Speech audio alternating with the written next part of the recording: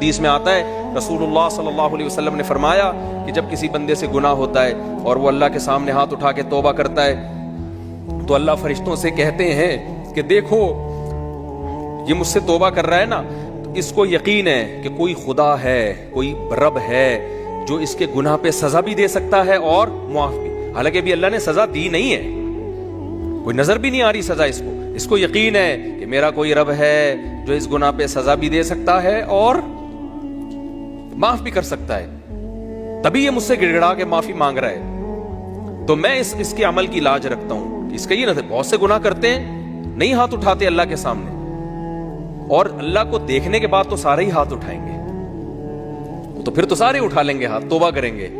اللہ کہہ رہے دیکھا نہیں ہے اس نے، میری آیات پر ایمان لایا ہے، میری نشانیاں دیکھ کر، میرے پیغمبروں کی دعوت پر لبیک کہا ہے، تو اس عمل کی لاج رکھ کے میں اس کی توبہ کو قبول کروں گا۔ حدیث میں آتا ہے پھر وہ دوبارہ گناہ کرتا ہے، پھر دوبارہ اللہ کے سامنے آ کے معافی مانگتا ہے۔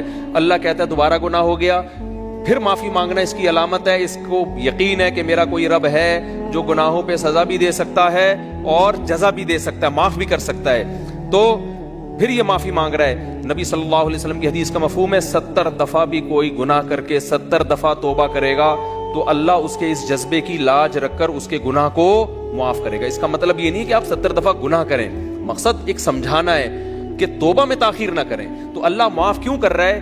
اس کے اس توحید والے نظریے کی بیس پر کہ اس کو پتا ہے کہ مجھے گناہ معاف کروانے کے لیے میرے پاس اللہ کے سوا کوئی آپشن نہیں ہے۔ تو توحید اللہ کو بہت پسند ہے، شرک سے اللہ کو بہت زیادہ نفرت۔ تو یہ 4 شرطیں بھائی جس میں پائی جائیں گی، پھر وہ آپ عمل کرو گے تو عمل کیا کہہ رہے گا؟ از کالڈ اچھا۔